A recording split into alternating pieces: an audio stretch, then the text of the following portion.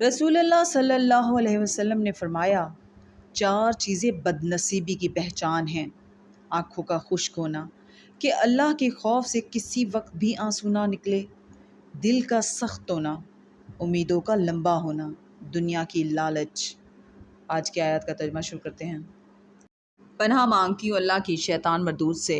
شروع اللہ کا نام لے کر جو بڑا مہربان نہایت رحم والا ہے، اور اپنی رحمت سے قوم کفار سے نجات بخش۔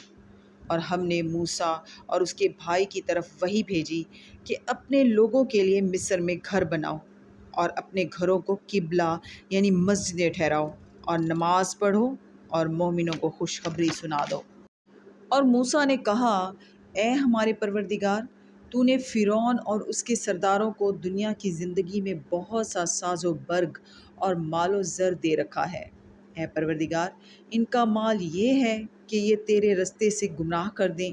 اے پروردگار، ان کے مال کو برباد کر دے اور ان کے دلوں کو سخت کر دے کہ ایمان نہ لائیں جب تک عذاب علیم نہ دیکھ لیں۔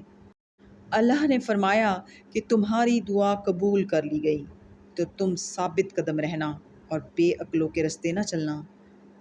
اور ہم نے بنی اسرائیل کو دریا سے پار کر دیا تو فرعون اور اس کے لشکر نے سرکشی اور تعدی سے ان کا تعاقب کیا، یہاں تک کہ جب اس کو غرق کے عذاب نے آ پکڑا تو کہنے لگا، میں ایمان لایا کہ جس اللہ پر بنی اسرائیل ایمان لائے، اس کے سوا کوئی معبود نہیں، اور میں فرما برداروں میں ہوں۔ صدق اللہ العظیم۔